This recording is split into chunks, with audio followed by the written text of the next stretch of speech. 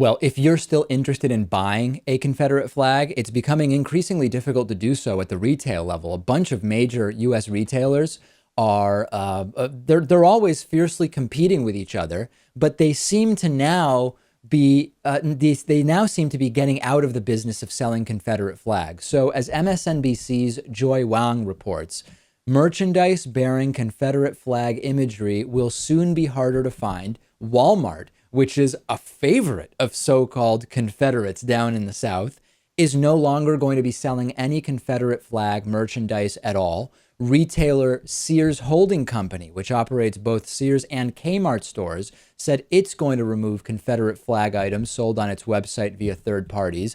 Amazon confirmed yesterday they're getting out of the Confederate flag item business. And, this is one of those cases where you don't want to be the last one to be selling Confederate flags, because then your PR person is going to have to explain, why are you the only place still willing to sell these Confederate flags? That's not really a good PR. That's not the type of PR you want to be doing if you're a big retailer. If you are a big retailer. Now, I imagine that there are plenty of small, independently owned mom and pop stores, if you will, that will be selling these for some time to come.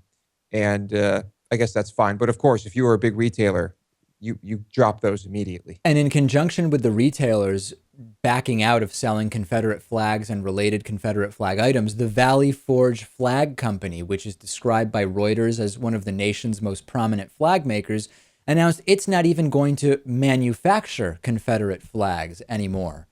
This is great news. I mean, it's similar. It's not exactly the same as selling sort of Nazi paraphernalia, but it's quite bad in its own way. And we're not sort of trying to equate any particular discriminatory act or battle for rights or whatever with another one, but we're saying that the same sort of callousness should apply when we analyze the desire to sell the Confederate flag, because there's still a large contingent in this country that refuses to accept the historical realities of the Confederate flag. It's more acceptable colloquially, but it really shouldn't be.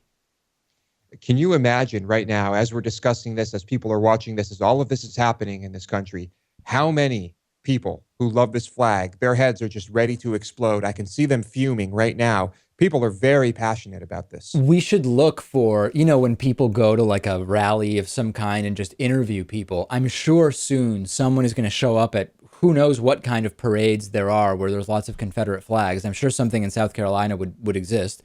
And just talk to people about how no one is, how increasingly fewer and fewer retailers are selling this flag, and how fewer flag manufacturers are making it. That would be some fascinating footage to hear the reactions. I'm sure we'll see some of that, and I'm really looking forward to it. Am I missing something here? Are you going to make a freedom of speech argument? Because we're not talking about freedom of speech. We're talking about private companies and private manufacturers of flags deciding, for whatever reason they are allowed to decide within the free market, that they no longer want to be in the business of these items. So what is your gripe? And I know some in our audience will have a gripe with this. Email me or tweet us, twitter.com/David Pakman Show.